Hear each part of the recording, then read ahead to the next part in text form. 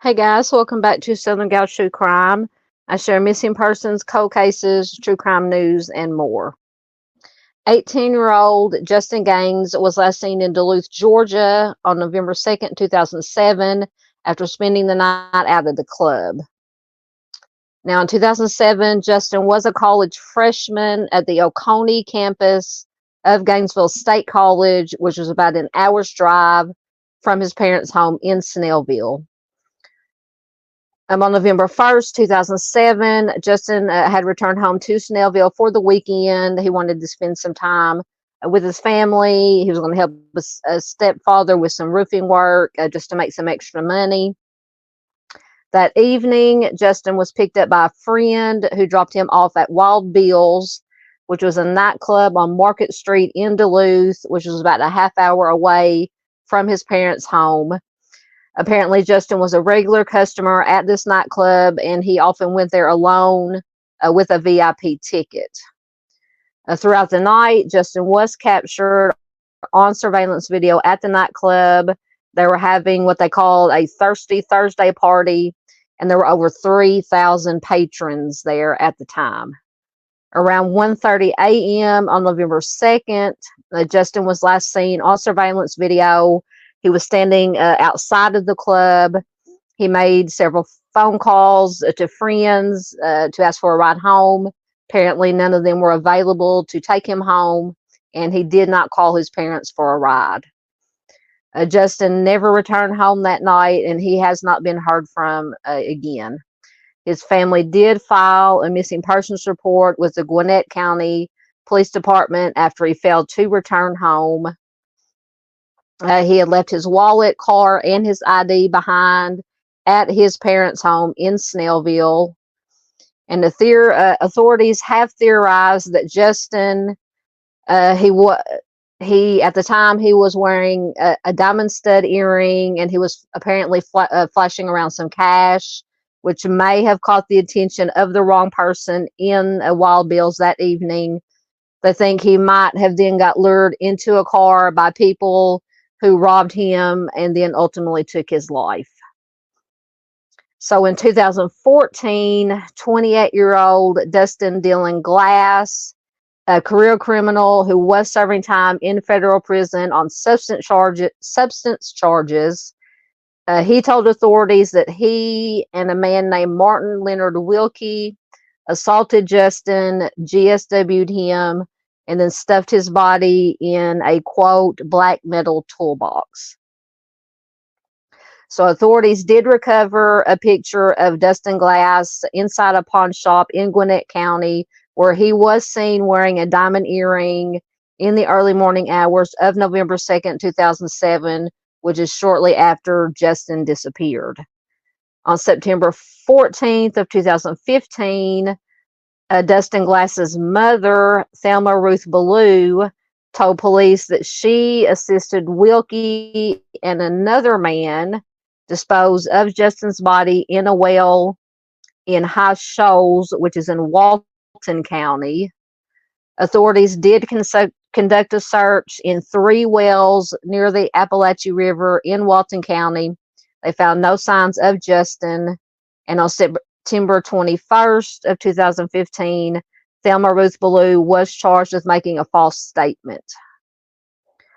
On September 3rd of 2015, 54-year-old Martin Leonard Wilkie was charged with concealing a death in Justin's disappearance. Foul play is suspected in Justin's disappearance. A $25,000 reward is being offered for any information leading to arrest in his case. The circumstances of Justin's disappearance do remain unclear.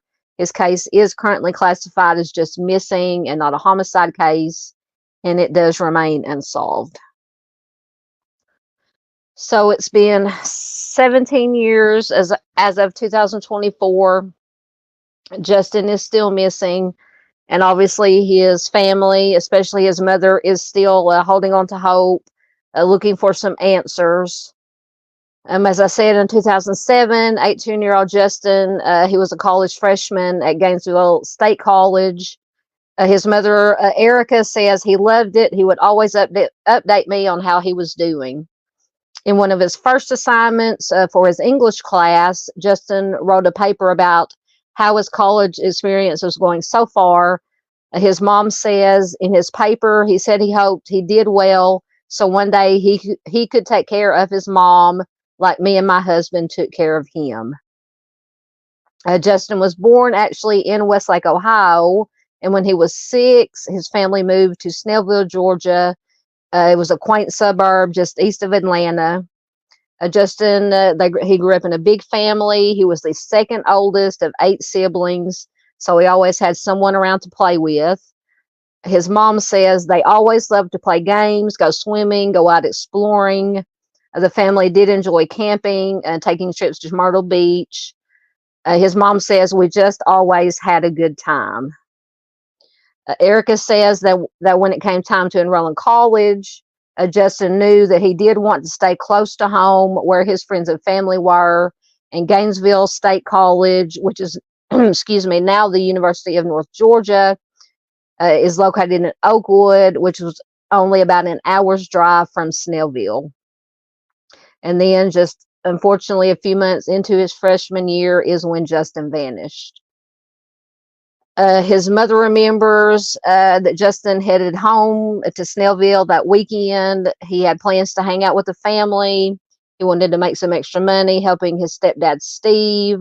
They were going to clean some gutters on the house. His mom remembers an interaction with Justin just hours before he went out for the night. She says, I remember him picking up 2 shirts and asking my husband, hey, which shirt should I wear tonight for the ladies? His mom says that later that evening, Justin was picked up by his friend Chris, who then dropped him off at a nightclub called Wild Bill's, which is about half an hour away in Duluth. His mom said Justin was familiar with Wild Bill's. She says when he was younger, he would go up there sometimes for teen night on Sundays. She said Justin went into Wild Bill's alone that night, the night that he disappeared, because his friend Chris apparently did not have a pass to get into the club, but that did not stop Justin from going ahead and going in. Erica says her son was very sociable. He made friends easily. She says he could walk up to a stranger and hold a conversation for hours.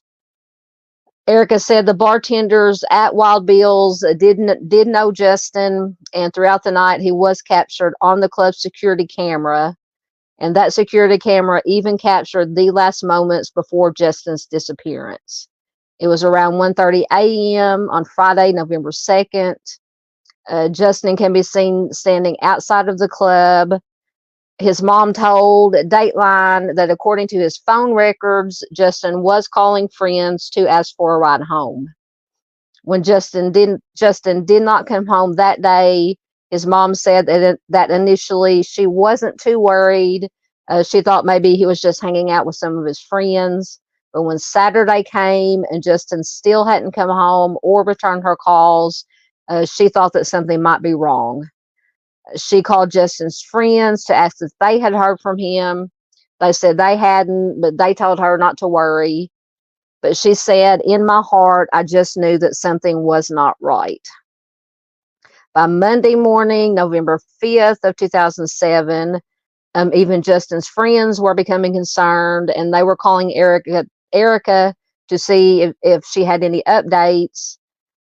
Justin was supposed to have given his friend Chris a ride back to school, but he never showed up.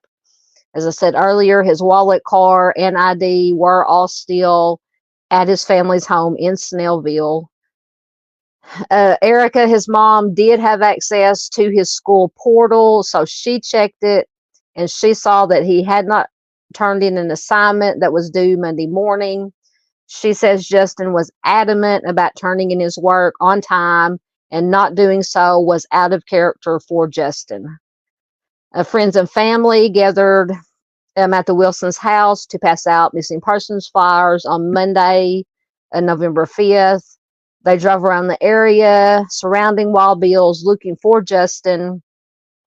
His mom says we checked in dumpsters and all of that area for any signs, but they found nothing. As the week went on, the search party grew even bigger. They had maps, they had a command center. They did also have the help of a private investigator. Still, there was no sign of Justin. Their search around the area continued every day for months. The Gwinnett County Police Department led the initial investigation into Justin's disappearance. Erica said that investigators have received dozens of leads over the years, and they do have a few theories about what happened to Justin. One of them being that he may have gotten a ride from the wrong person that night. They said that some people do say that he got into a black vehicle. Investigators shared their theory back in 2019. They believe Justin, who was wearing a diamond earring and flashing cash, may have caught the wrong person's attention that night in Wild Bill's. They believe that Justin may have been offered a ride by a blonde woman and was then taken to a house in Snellville where he was robbed and GSW'd. Then they think that his body was dumped into Lake Lanier, but floated up a few days later. So the suspects then drove his body to another county to dispose of it in a well. However, the chief deputy of the Gwinnett County Sheriff's Department said that the hard part about all the theories is figuring out, are these theories credible? So 16 years later, the search for Justin does continue. The Walton County Sheriff's Department is now leading the investigation. The Dateline spoke with investigator Michael Rising, who has been involved with Justin's case since February of 2022. Investigator Rising said that the theories about what happened to Justin have remained relatively the same. He says one theory is that he was interested in a girl that was someone else's girlfriend, and that upset some people and may have gotten into his face, and that led to an argument and a fight. The other theory is that he appeared as though he had some cash, he was wearing a nice earring, and the robbery may have been a motive. Through the years, police have developed persons of interest, but no one has been held responsible for Justin's disappearance yet. Investigator Rising told Dateline that the department constantly receives leads regarding Justin's case, and he says, quote, "I've got about 3 now that I feel really good about." Erica says that all the family wants now is closure. She says it's not even about arresting someone anymore. It's just about bringing him home and having closure. His mom also said that the family received an anonymous donation of $25,000 to offer as a reward for any information leading to an arrest in Justin's case. Once again, Justin Glenn Gaines went missing on November 2nd, 2007 from Duluth, Georgia. He's a white male who was 18 years old at the time he went missing. He would be 35 years old today. At the time he went missing, he was 5'10" to 5'11" and 210 to 230 pounds. He was last seen wearing a gray long-sleeved Abercrombie shirt, ripped jeans, flip-flops, and diamond stud earrings. He has brown hair and blue eyes. He may have used the alias names Brad Allen and or Brad Shue, and he reportedly did have false identification for those names. His ears are pierced, and his hair was styled in a buzz cut at the time of his disappearance. And at the time he disappeared, it says he had a very muscular build as a result of weightlifting. So guys, I need you to give this video a thumbs up, leave a comment. The most important thing you can do is share this video anywhere and everywhere you can to keep Justin's name out there, his face out there, his story out there, so that he is never forgotten. And hopefully his family can get some answers and can get some closure. As always, thanks for watching, and I will see you in the next one.